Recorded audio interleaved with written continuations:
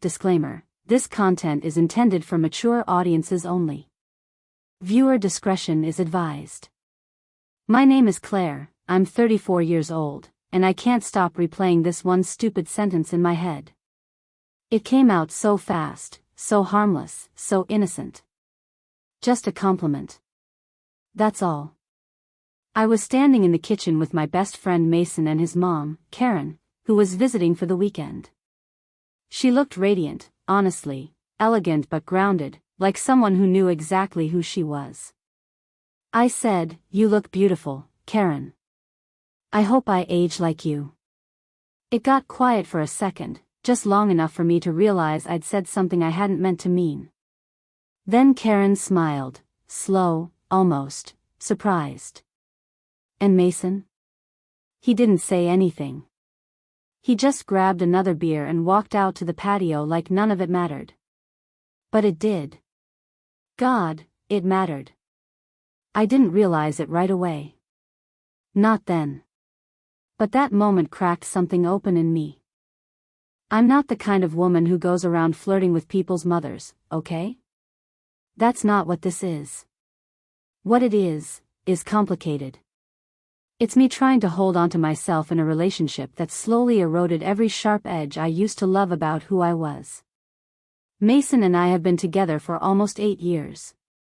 We were that couple everyone envied, playful, passionate, magnetic. We used to laugh until we couldn't breathe. Our hands always found each other, even in sleep. I remember how he used to pull me into him in the mornings before we got out of bed, whisper things into my hair, nuzzle his nose behind my ear like it was instinct. Now he kisses me like he's clocking in. Like it's just something he has to do because he's my boyfriend, not because he wants to. He touches me out of obligation, not desire. I started noticing it about a year ago, the difference between love and habit. It's subtle. Like, when he hugs me, it's a full-body press that used to feel warm. Now it feels like he's holding on just long enough to check a box. And I hate that I notice. I hate that my body still craves him. That when he strips off his shirt after the gym, I look, and not just out of routine. But when I touch him now, he flinches. Not dramatically, not cruelly. Just enough for me to feel it. Like maybe he doesn't know how to be touched by me anymore. We still sleep in the same bed. Still cuddle sometimes. But it's different. Last week, I curled into him after a nightmare and laid my hand on his chest. He was warm, solid, but I couldn't feel him. He didn't move. Didn't tighten his arms around me like he used to. His breathing stayed steady, distant. Like I was something small resting beside him, not someone he needed to hold. It's hard to explain what that does to a woman. The way it makes you question your skin. Your smile. Your weight. Your worth. You start wondering if the mirror is lying to you, or if you're lying to yourself. And then Karen walked in. Confident. Beautiful in a soft, unbothered way. She laughed easily. She touched Mason's arm when she spoke to him. She made eye contact that lingered, like she saw people. And when I complimented her, something fluttered in her eyes. Not flirtation, something more dangerous. Recognition. Like she saw me. Like she knew what I was aching for, even if I hadn't admitted it yet. That was the moment. That stillness after the compliment. The beer in Mason's hand. The quiet pause. The slow smile from Karen. That's when I knew. When I finally, deeply understood, something between Mason and me had broken. And I didn't know if it could be fixed. But worse than that, I wasn't sure I wanted to fix it anymore. Mason's a high school history teacher. He comes home smelling like dry erase markers and institutional coffee, his voice a little hoarse from lecturing about World War II or the Cold War or whatever conflict he's dissecting for bored 17-year-olds that day. He always says he loves his job, but I can see the way it drains him. The quiet tension behind his smile. The way he flops onto the couch like he's melting into it. He thinks I don't notice. But I do. I notice everything. That's half the problem. Last night, he walked in while I was chopping vegetables for dinner. He came up behind me, wrapped his arms around my waist, and kissed the back of my neck. "Hey, babe," he mumbled into my hair. His beard scratched my skin. It should have felt tender. Familiar. But instead, it felt off. Too much, too fast. Like he was skipping steps.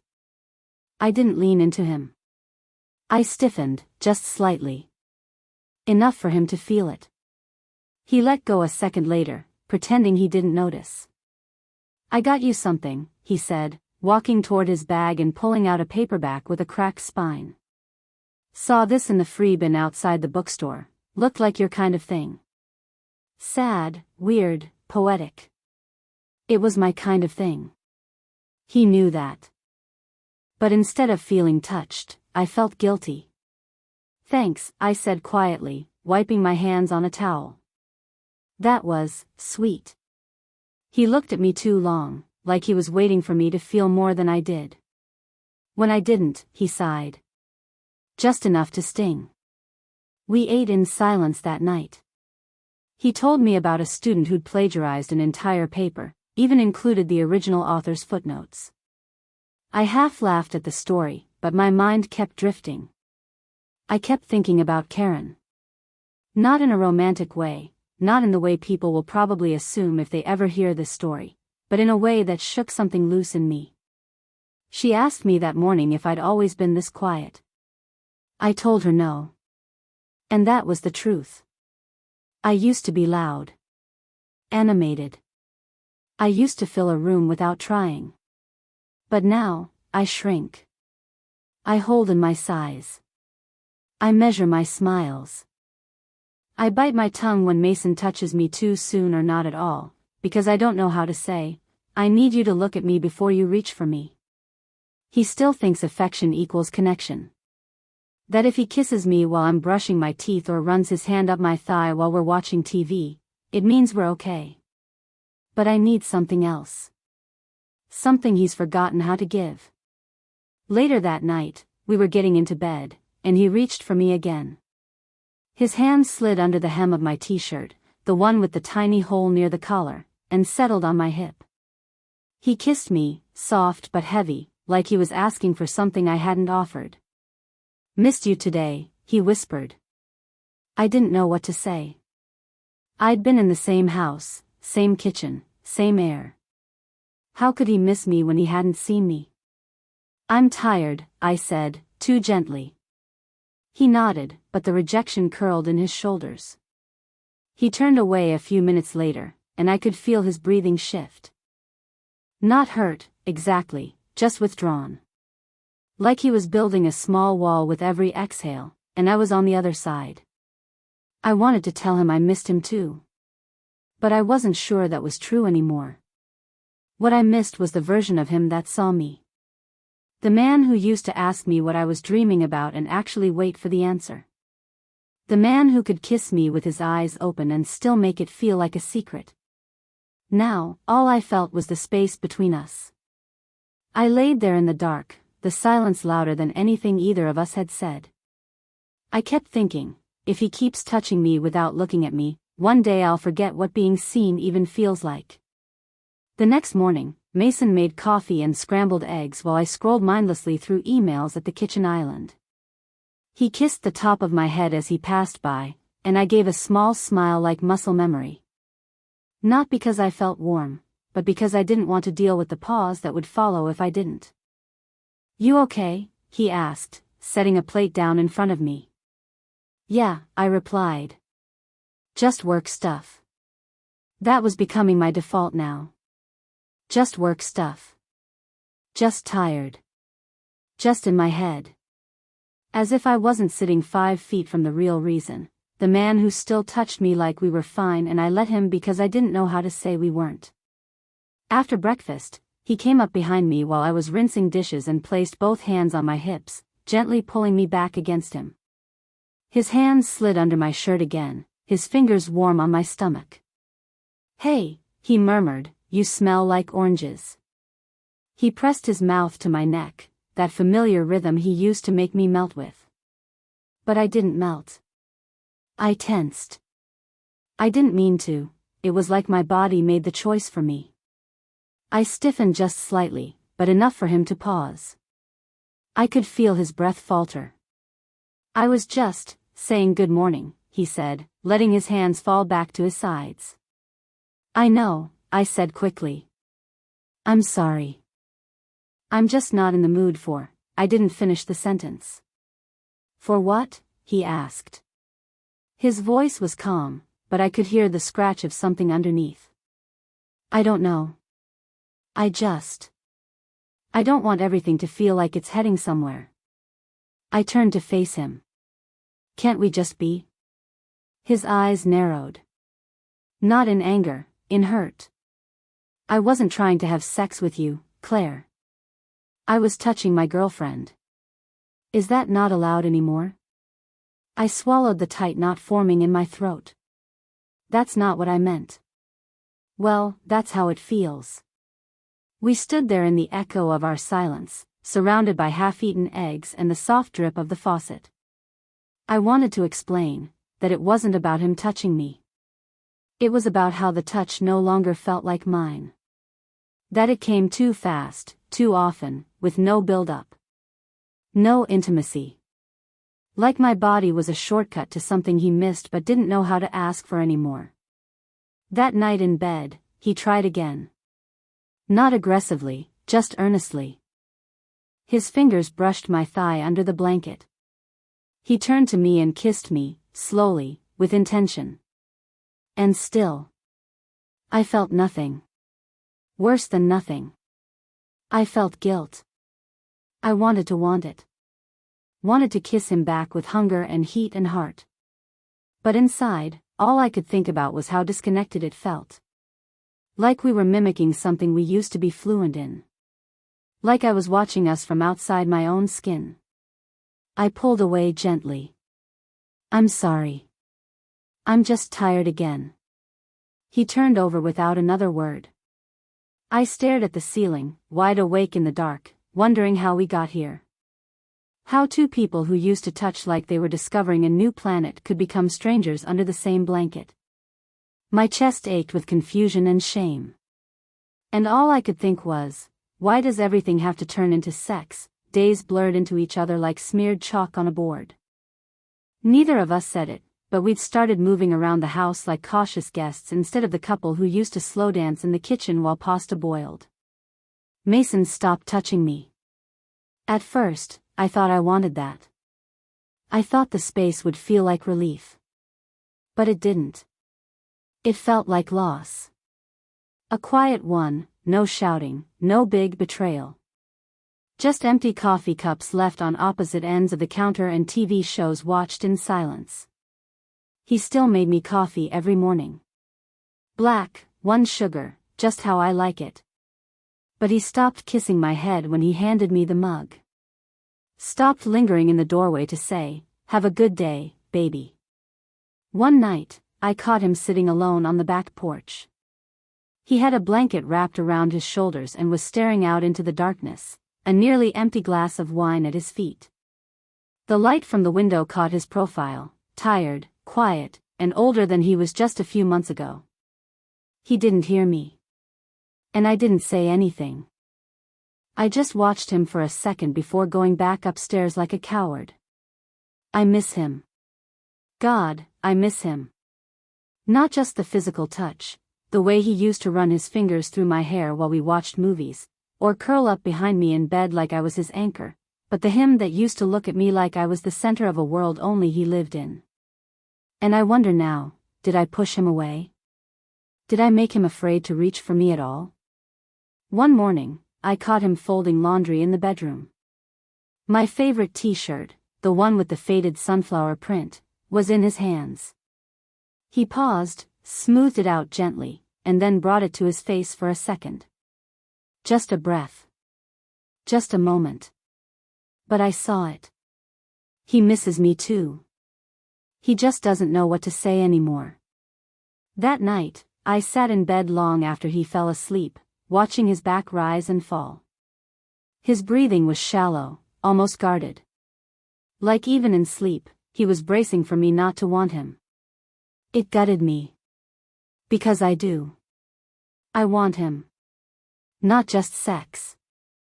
Not just his body on mine. I want his jokes, his patience, his late-night questions about the universe. I want the sound of his keys in the door and his socks left half-folded in the laundry basket. I want the way he used to look at me when he thought I wasn't watching. But how do you reach for someone you've trained not to touch you? I keep thinking about Karen. About how she looked at me that day, not with desire, but with clarity. Like she recognized the silent grieving of a woman still sleeping beside someone who didn't know her anymore. I don't want to become that version of myself. I don't want to keep waking up every day next to a man I can't reach and slowly fading into the background of my own life. But maybe I don't have to. Maybe it's not too late. As I sat there in the dark, I brushed my hand over Mason's back, just gently. He stirred but didn't wake. And for the first time in weeks, I let myself cry. Quietly. Not from anger. From longing. From guilt. From love. I don't know if we can fix this. But tomorrow, I think I'll try. The next morning, I found him in the kitchen, shirt wrinkled, eyes hollow. He looked like he hadn't slept much either. A pan of eggs sat cold on the stove, untouched. He was just standing there, holding the edge of the counter like he needed it to stay upright. I stepped in quietly, and for once, he looked at me like he wasn't bracing for rejection. We stared at each other for a few seconds too long. I opened my mouth, then closed it. It wasn't the right moment for a speech, and maybe we didn't need one. Not yet. Can we talk? I finally asked, voice softer than I expected. He nodded. Yeah. We sat at the table. No food. No distractions. Just space. Just air between us that felt heavy with everything we hadn't said for weeks. I know I've been distant, I said. And I know I've hurt you. He looked down, fingers tapping slowly against his mug. I didn't know how to touch you without making it feel like pressure. So I stopped trying. I didn't want you to stop, I said, tears already gathering in my throat. I wanted you to see me first. To ask how I was before you reached for my body. I didn't know how to say that without making it sound like I didn't want you. His jaw clenched, not in anger, just in restraint. You don't have to explain. I get it now. I shook my head. No, I don't think you do. I miss you, Mason. I miss how safe we used to be with each other. I don't want to keep living beside you like we're just roommates. He finally looked up. His eyes were rimmed red, raw with tiredness and hurt. I miss you too. Silence settled between us. But this time, it wasn't sharp. It was soft. Heavy, but breathable. He reached across the table, slow, tentative, and took my hand. His thumb brushed mine. And that tiny movement hit me harder than any kiss had in months.